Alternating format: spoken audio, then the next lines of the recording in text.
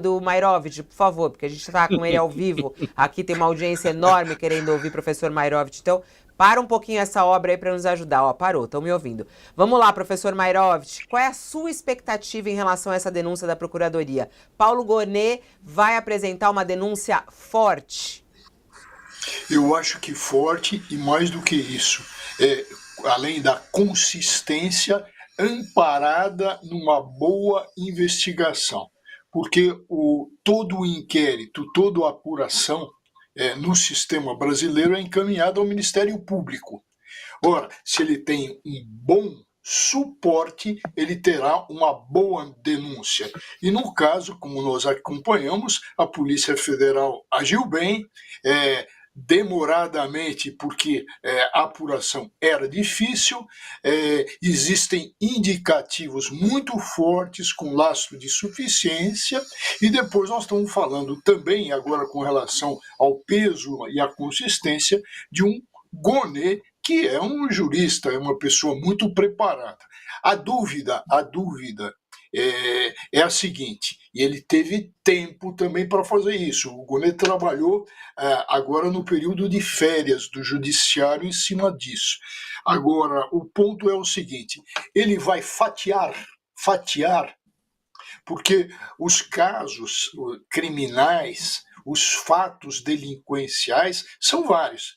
Ele vai misturar golpe, por exemplo, com joias. Ou ele vai fatiar, vai cortar, deixar para uma outra denúncia, problema da joia, e focar como deve ou como deveria, ou focar no ponto mais grave, naquilo que teve de mais abominável, que foi o golpe. Espero que ele foque no golpe. E aí, tem uma possibilidade, doutor Walter? Por favor, Fabiola. Não, é porque, ô Josias, é bem básica a minha pergunta, que todo mundo fica perguntando ao tempo, o Thales até falou disso, né? Quantos anos de prisão, né? Qual é a pena? A tua expectativa, professor Mairovich, até pela sua experiência como juiz, de quanto deve vir isso? Olha, deve vir. Bom, vamos pensar, ele vai fatiar ou ele não vai fatiar? Esse é um ponto que a gente tem que considerar. Mas e fatiar em que termos? É muito difícil falar isso. Inclusive, dosar a pena quando se trata de pessoa primária, mas de fato gravíssimo. Gravíssimo. Ou seja, o golpe, ou seja, o fim do Estado Democrático de Direito, a ditadura com porta aberta. Eu acho que menos de 20 anos as pessoas vão ficar muito, muito decepcionadas. Agora, o senhor fala, doutor Walter, na hipótese de o Gonet esquecer o caso das joias, ali do cartão de vacinação, falsificação, se concentrar na denúncia sobre o golpe. Mas existe a possibilidade, e isso já foi noticiado, de ele fatiar o próprio inquérito sobre o golpe, né?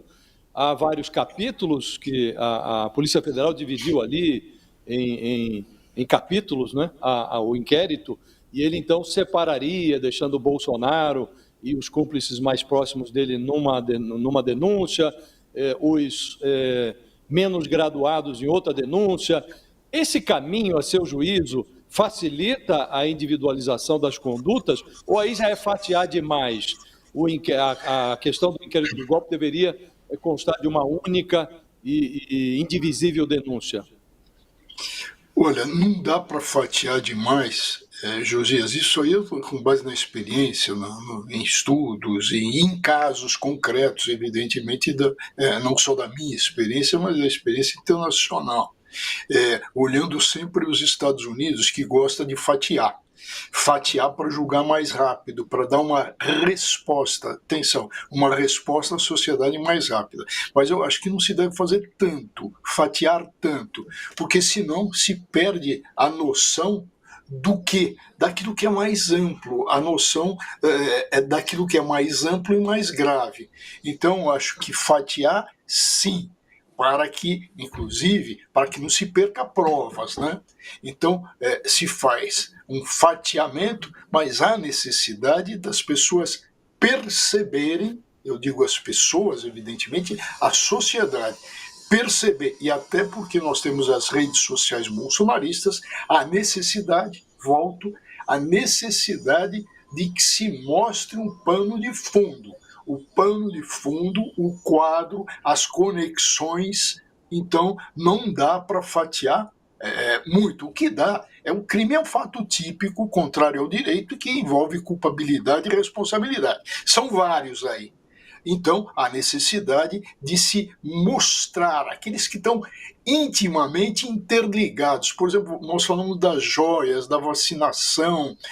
Veja, isso pode esperar para uma outra denúncia, ou se fazem várias denúncias, mas eu acho que a parte com relação ao atentado violento ao Estado Democrático de Direito, ao golpe, isso não pode ser fatiado. Mairovich, Doutor acaba de Walter, vir aqui uma mensagem. Opa, Desculpa, Thales. perdão. É isso. Ô, Thales, não é que acabou de sair uma notícia aqui da Raquel Landim, falando que... Porque a gente está também já trazendo aí a repercussão do que deve vir de resposta, né, de Bolsonaro, os aliados de Bolsonaro. E há uma articulação neste momento, professor Mairovich, dos aliados de Bolsonaro, do próprio Bolsonaro, principalmente o filho dele, né, que tem e que demonstra ter essa proximidade lá com Donald Trump, de eles pedirem ali uma ajuda a Donald Trump, né? Segundo a coluna aqui da Mônica Bergamo, assessores de Jair Bolsonaro estão se articulando com o entorno do mandatário americano no aguardo dessa denúncia, né? Porque eles estão com essa expectativa dessa denúncia vir hoje ou nos próximos dias.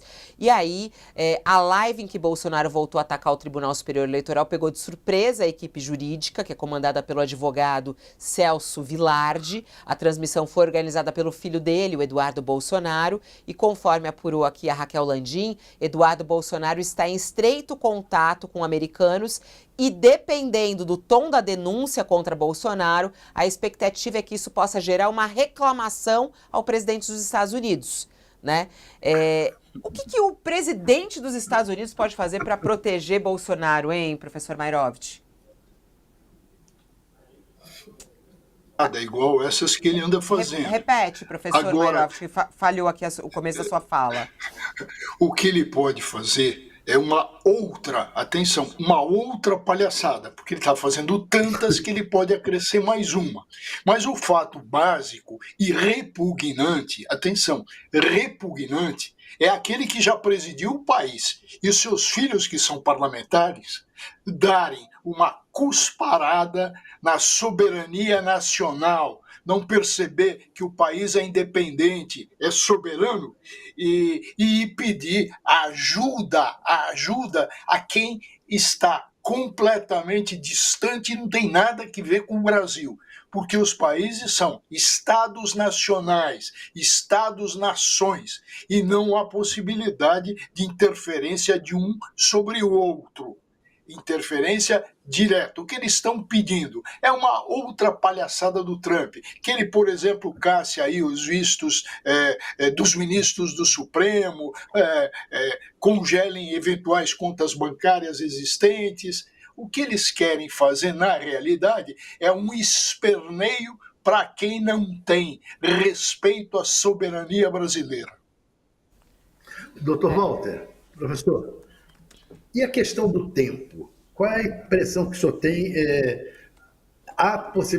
Dá tempo de condenar definitivamente o Bolsonaro, inclusive com recursos, etc., sem condição de ele inscrever a candidatura? Olha, é por isso, Thales, que ele está indo atrás da mudança da lei de ficha limpa, né? Veja, no mundo do direito, há um respeito à lei, mas há um desrespeito total quando uma lei é feita ad personam, quando uma lei é feita para a pessoa certa e determinada, porque a lei tem o caráter de generalidade e não de privilégio. Então o Bolsonaro está indo atrás dessa mudança da lei da ficha limpa. O que existe atualmente é que ele está inelegível e que, se ele receber uma condenação, ele está recebendo uma condenação de um órgão colegiado, quer dizer, mais uma para entrar na lei da ficha limpa. Eu acho que o Bolsonaro está aí num momento de agonia, de desespero final.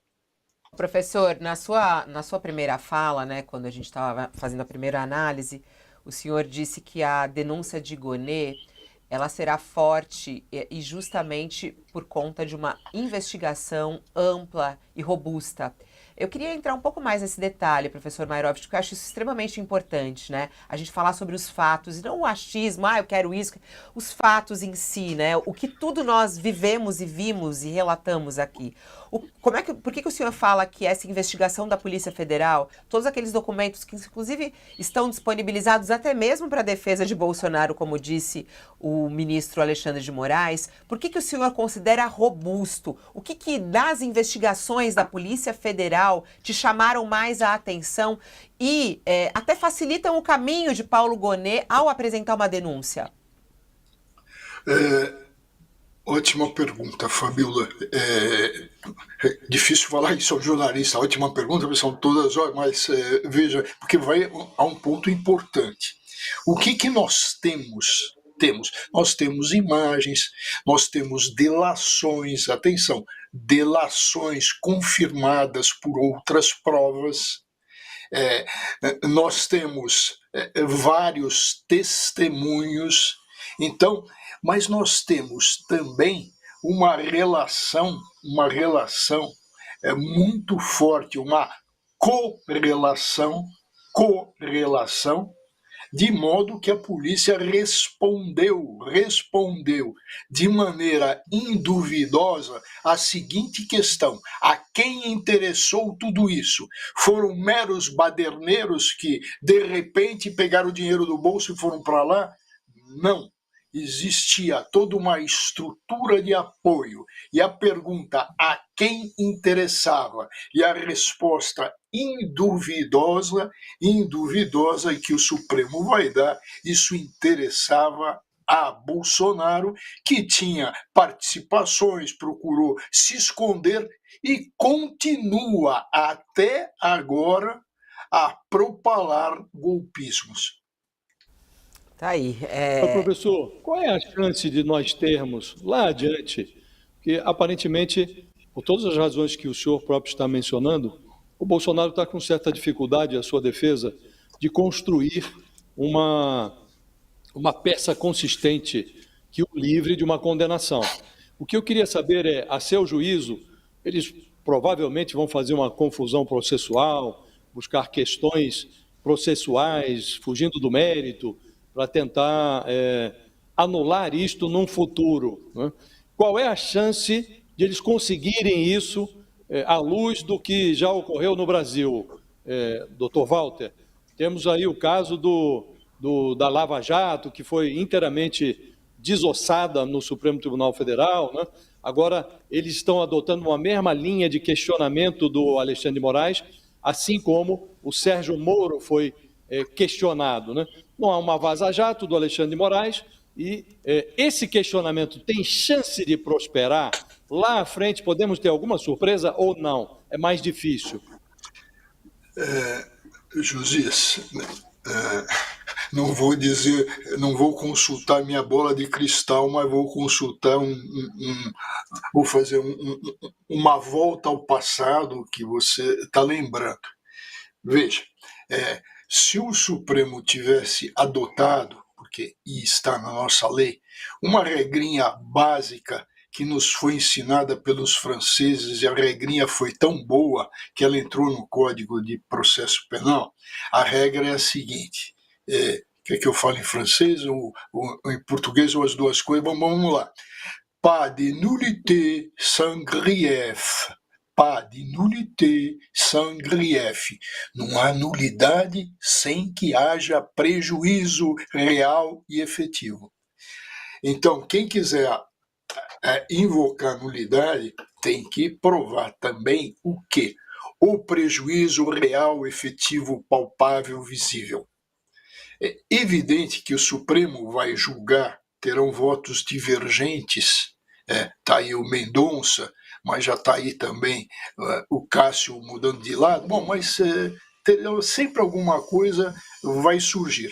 Então nós vamos pensar no quê? No futuro, porque esses ministros do Supremo terão mandatos que chegam ao final, e veja como se viu com relação ao Lava Jato. De repente aparece alguma arguição de nulidade. E nós temos uma aí que vai ser evidente, inclusive já explorada nas mídias bolsonaristas, que é o quê? Atenção de novo. E esse vai ser o ponto, que é o seguinte: o juiz não pode investigar, o juiz não pode prender, e o juiz não pode, o juiz investigador, o juiz de instrução não pode participar do julgamento.